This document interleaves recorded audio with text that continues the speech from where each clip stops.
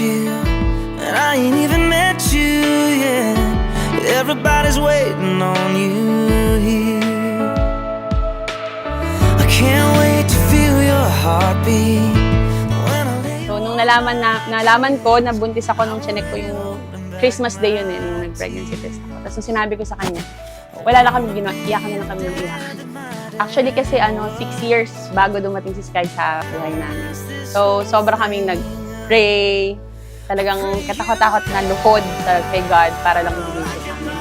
So, ayun, nung nabuntis ako, hindi kami makapaniwala. Kaya sobrang thankful kami na dumating siya.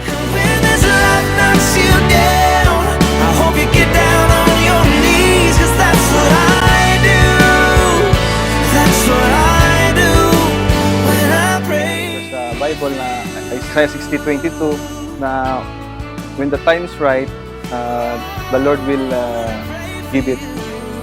So, pinanindigan namin yon. So, ngayon nandito ka na, masaya kami, at mahal na mahal ka namin ng nanay mo. Talagang ang naramdaman ko talaga nung nagkaanak ako, hindi nga mapaliwanag yung kaligayahan na finally na nagkaroon ako ng anak. Kasi syempre, may mga kaibigan ako na may mga anak natin. Sa mga kaibigan ko, ako lang yung wala. So parang yung sa sarili ko, tugunan din yung minsan yung parang nag-iisip ako na bakit di pa ako nagkakaanak. So yung nasagot yun na finally dumating na.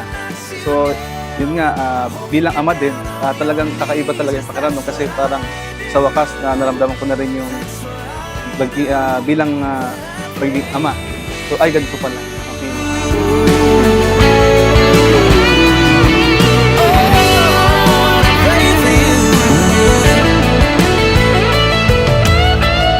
I talk to God about you when everything around me breaks. I look up and hear Him say,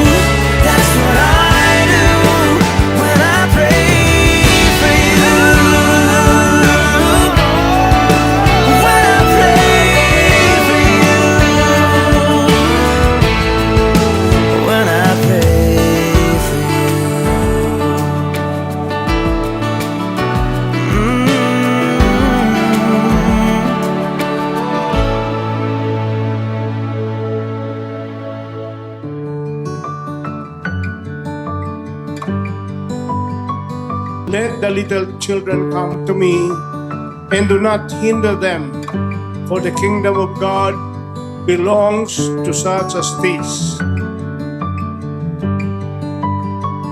For this child I have prayed, and you heard my cry. Tayo na magsa-start na kami nung IVF. Sinabi ko sa kanya, hindi siya naniniwala, akala niya joke lang. Akala namin hindi na kami magkakaroon ng anak kasi yung edad ko, tsaka 6 years, ang tagal. So, yun, talagang siya yung proof na basta mag-pray ka kay God, ina-answer niya yung mga, we consider her as a miracle talaga. Talagang naniniwala ako na bibigay din niya sa tamang panahon. Palagi kami nagdadasal na talagang sana mabigyan kami. Hindi po ako huminto. Tsaka talagang nung nagkaanak kami talagang nagbigay ng saya sa aming pamilya. So parang naging kumpleto na ba ang aming pagkasama ng asawa ko.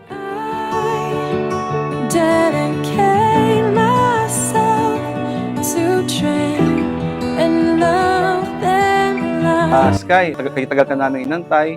Lagi ka namin pinalangin sa Panginoon. At ngayon nandito ka na. Lagi lang kami nandito ng nanay mo, nakasuporta sa'yo. At panalangin namin na naway maging mabait kang bata, masunurin, at lumaki ka ng naayon sa kalooban ng Panginoon. So, hindi ka namin pababayaan, nandito lang kami pareho ng nanay mo. Wishing you all the best sa buhay at saka sa iyong bright na future. We love you. God bless you. You have granted such a trust with this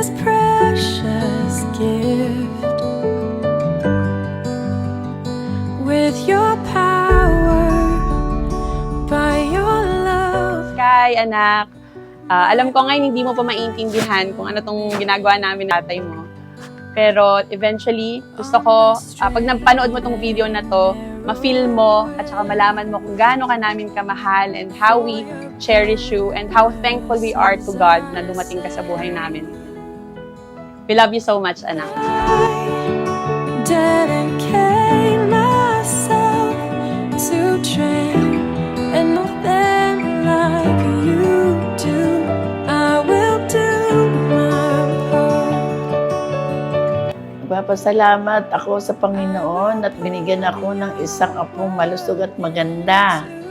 Sa tagal-tagal nilang nag-intay ng aking anak. Kaya napakalaking salamat. Malaking malusog at mabait na bata ang aking apo. Sana siya'y maging matalino at habang buhay siyang ganyang napakalakas pa niyang lumaki. Eh, yan ang malaking gift sa amin ni Lord na kami ay tumatanda.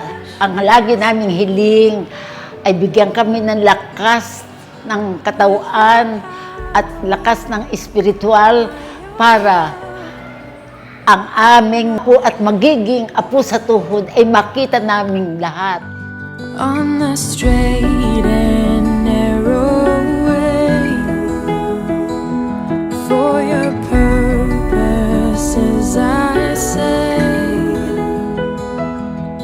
that I dedicate